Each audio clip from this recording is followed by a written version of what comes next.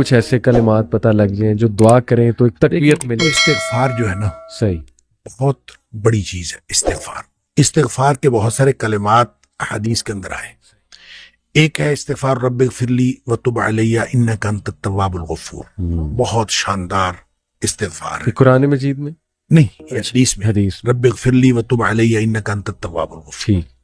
ایک استغفر اللہ الذی لا الہ الا هو الحی القیوم واتوب الیہ. بالکل صحیح. یہ والا جو ہے نا استغفر اللہ الذی لا الہ الا هو الحی القیوم واتوب الیہ، اندازہ کیجئے کہ حدیث میں قرآن میں آتا ہے کہ جو شخص میدان جنگ سے فرار ہو نا اس پر اللہ کا غضب نازل ہوتا ہے. صحیح. یعنی میدان جنگ سے، میدان جہاد سے جو شخص فرار ہو صحیح. اس پر اللہ کا غضب نازل. صحیح. اس قدر اس نے بڑا جرم کیا.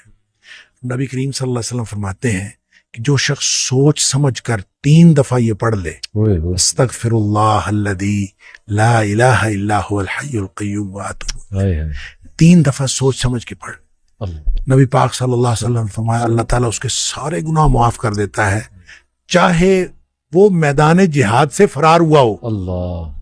آپ اندازہ کریں پیچھے بات کیا رہے گی. اللہ.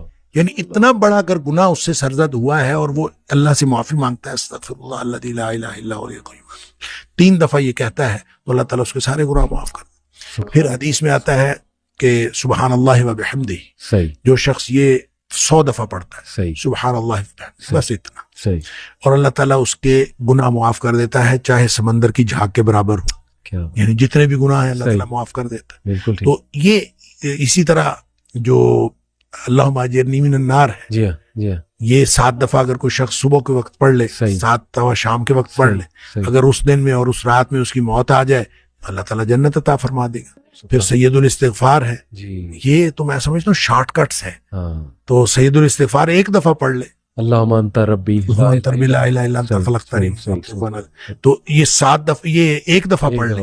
صحیح.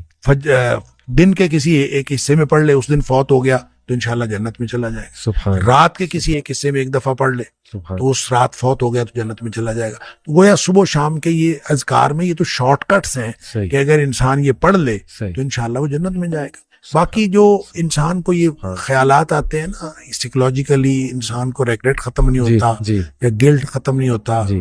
یا آپ کہہ لیجئے کہ اس کے وسوسے ختم نہیں ہوتے، ایسے تو اس کے لیے ایک علاج نبی کریم صلی اللہ علیہ وسلم نے بتایا، وہ ہے لا حول ولا قوت الا باللہ. واہ. بس اتنا. صحیح. اور اس کو اگر 100 دفعہ کوئی شخص پڑھ لے، اچھا. لا حول ولا قوت الا باللہ. صحیح. صحیح. لیکن پڑھنا کیسے ہے؟ پڑھنا اس طرح نہیں ہے کہ آپ بس پڑھتے جائیں.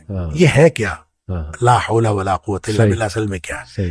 حول کا معنی بھی قوت ہے اور قوت کا معنی بھی قوت ہے. لا حول ولا قوت، یوں کہہ لیجئے نہ کوئی اجتماعی طاقت نہ کوئی انفرادی طاقت الا باللہ، سوائے اللہ کے، یا نہ گناہ چھوڑنے کی طاقت نہ نیکی کرنے کی طاقت صحیح الا باللہ. یعنی یا تو ایک کو پازیٹیو بنا لے، ایک کو نیگیٹو بنا لے، یا ایک کو اجتماعی یا ایک کو انفرادی. صحیح.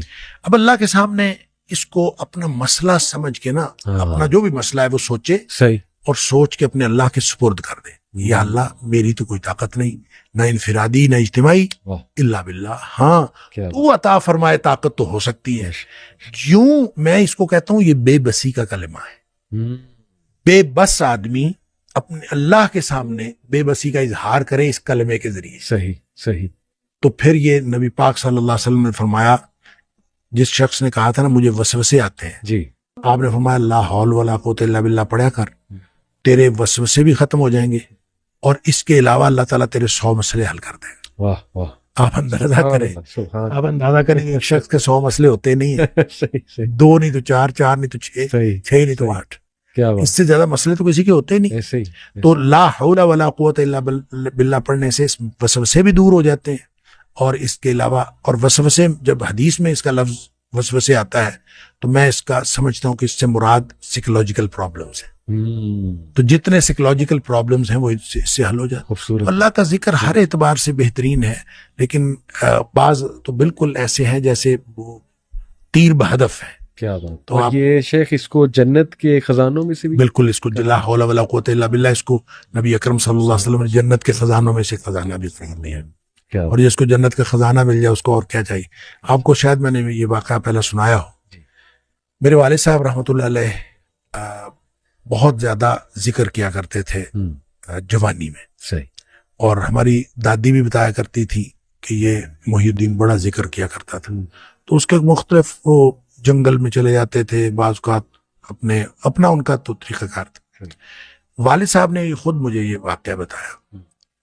وہ کہتے ہیں کہ مجھے ایک دفعہ یہ حدیث نظر سے گزری کہ جنت کے خزانوں میں سے خزانہ ہے لا حول ولا قوت الا باللہ. تو کہتے ہیں میں نے اس کے بعد باقی سارا ذکر جو ہے کم کر دیا. اچھا. تو سب سے زیادہ اسی کو پڑھا لا حول ولا قوت. کیا کہتے ہیں میں نے یہ سوچا کہ جس کو جنت کا خزانہ مل جائے اس کو اور کیا چاہیے. تو کہتے ہیں میں نے صبح و شام کثرت کے ساتھ لا حول ولا قوت الا باللہ لا حول، بس یہی. اصل میں یہ بات والد صاحب نے مجھے اس سوال کے جواب میں بتائی تھی کہ والد صاحب نے کبھی بھی دنیاوی طور پر کوئی کاروبار، کوئی جاب نہیں کی. اچھا.